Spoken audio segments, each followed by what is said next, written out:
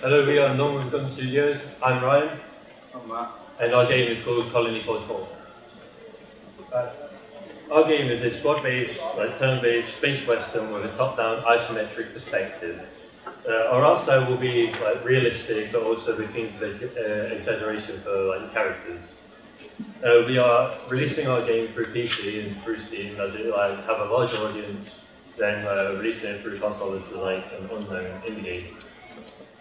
And our target audience will be 18 plus, so we chose this as the majority of people that play games is aged between 18 and 30. And our game will feature scenes of violence which won't be suitable for younger audiences.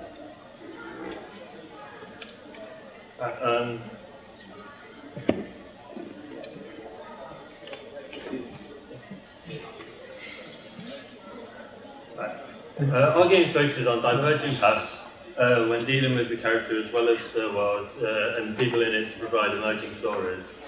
Over the course of the game, you will decide the fate of people by becoming allied with their faction or enemies. But if there's one certain character which you do like, then you can try and persuade them to join your own and just become allies with that one individual character rather than a large group of people. And you don't have to just survive against other people, but it's there are alien enemies too around the world, and they occur when certain events happen. Your character is kind of a frontiersman, and you go out exploring, just getting unlocking new stuff and trading, fighting enemies and whatnot. And due to being in some form of position and because an event happens, you are given an option to join one of these factions as they give you an offer, and then you start doing missions for them whether you like them or not. And the faction aspect of this game is one of the key points and largest aspects within our game.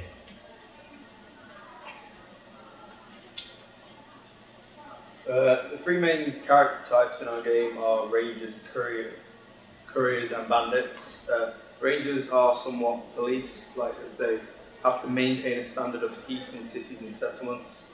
Their main skills are cartography, intelligence collecting, and being able to talk to other faction members to maintain relationships with them. To become a ranger, you need to be able to be good in combat as well as intellectual fields such as medicine and mechanics.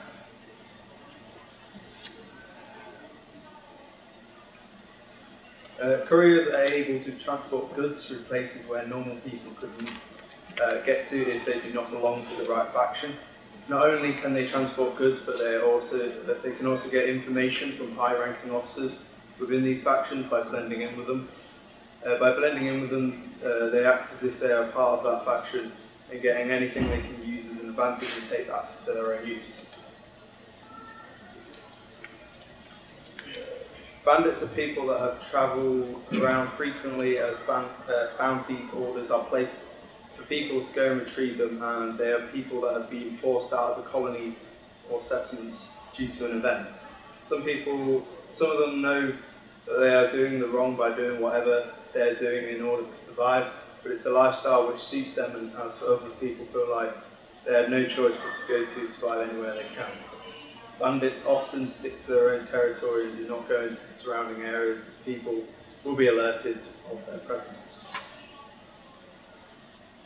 So there are different enemies within our game, like I mentioned before, and the enemies which aren't human and are alien are called the Nipper, which is this creature here, and then the Scavenger, which is on the left, Bane's Racer, and Pterodon, which are on the next side. The Nipper has two versions, one small and one big, and the smaller ones found more often and in groups, and the big Nippers kind of act as not as a boss, but as a tougher enemy which plays guns for us. The Scavenger is the most common enemy in the game, and just pretty weak, but just found everywhere, and just annoying. The Bane's Racer is a common flying enemy and can join in battle when wherever a battle's taking place, and they could just come from out of nowhere really and just join in. And the Pterodon is kind of dealing with boss type enemy we've like come up with so far, and there's it spawns in like a point within the story where the player starts like to harm the environment, and then comes up to try and stop whatever the player's doing.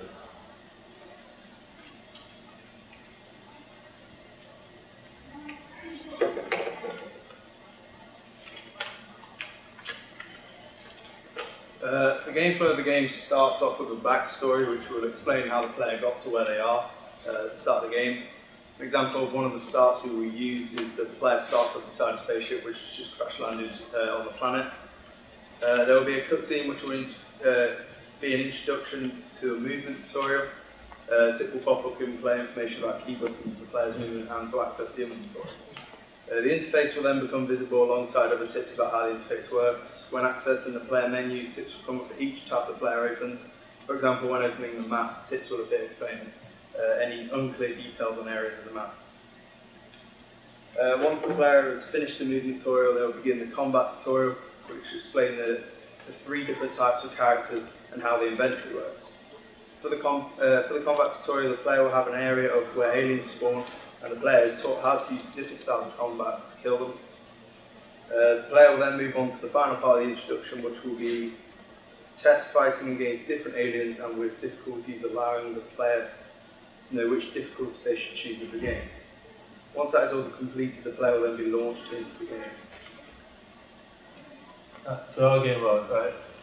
Our game is just going to take place on a planet called Valley of 3, and it's just a planet stuck in like a Western period with like futuristic sci-fi twist.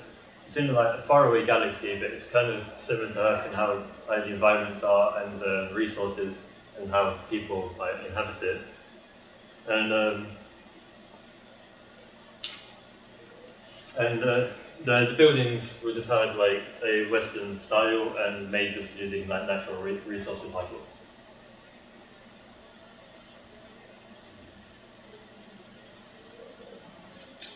The player has choice between 3 different starts depending on skill attributes that are assigned during the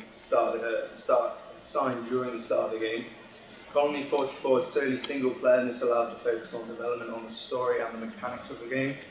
Following this, the player goes into character creation at the start of Colony 44, and here you can choose the gender, appearance, skills, and style which you want to play.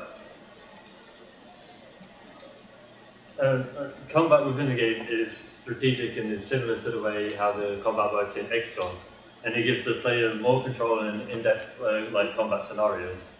For example, when an enemy is close by, it's better to use a close-range weapon like a shotgun or a pistol than a sniper rifle, as it gives kind of like a bonus multiplayer and allows like more damage to be dealt.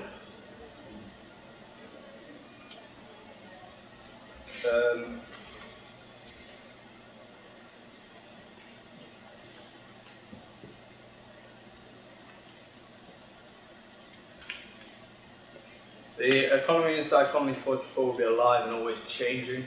What we mean by this is depending on the type of faction you're in, the economy for each one will be different. For example, a faction that contains lots of resources and is wealthy will have a better economy when selling or trading to other factions. There will also be certain weapons and armor dedicated to certain territories. For example, only bandit weaponry and armor can be found in bandit territory. These items will improve factions' economy due to their rarity when selling them.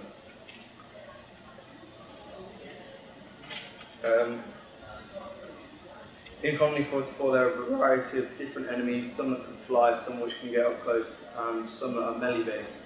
So when selecting your squad members, you'll have to take into account all of these factors for the area you are heading to and can use each member effectively.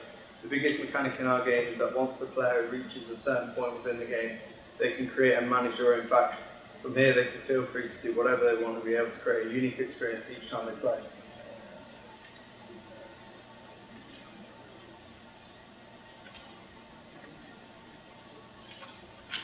Once the players reach the end of the game and that player chooses to create their own faction, at the start of the game they would be able to keep on expanding their faction until there's nothing left to upgrade.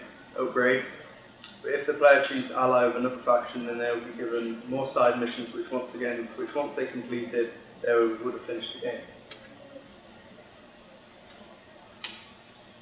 As the player progresses, so will their faction. What we mean by this is that any actions the player makes in game towards a certain faction will change the relationship between the player's faction and the other faction, similar to Fallout New Vegas. For example, if the player was to help the other faction in any way, then the relationship between the factions will grow. If two factions were to have a good relationship and one of them was to fight against another faction, that faction may tag on to help them. This could also be the other way around, where the factions might have a bad relationship, causing fights between them. So putting into this, the image on the left is like kind of what a general interface will look like, and the bar on the right shows all the different squad members which are available to use. And once you click on one of the players, there's like a green border around them, and a player card comes up on the screen which the player can then read their stats and know like their ammo count and whatnot. And the image on the right is just what the main menu will look like when the player loads the game, and in just when loading for the first time after creating a game. So for the player card, it has like different stats. So for example, the red bar shows that the player has been knocked down and like somewhat unconscious, and that they have to be picked up or kind of revived within a certain amount of time before they are just die and can't be used again. Purple bubbles indicate that they are poisoned and take damage over time, I don't know, next 2 rounds or whatever. And then the blue lightning bolt shows that they have been stunned and cannot attack or move for 1 round.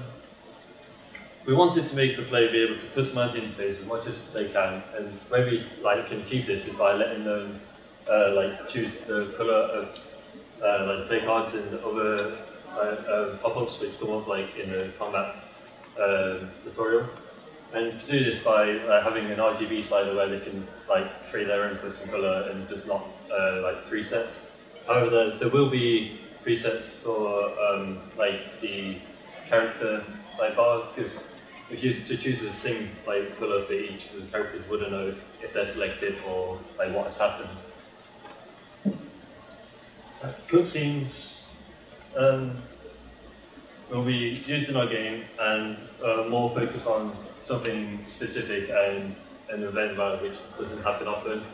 So unlike in Sniper Elite, where play hits vital and then goes into a small cutscene and play can't really do much within that.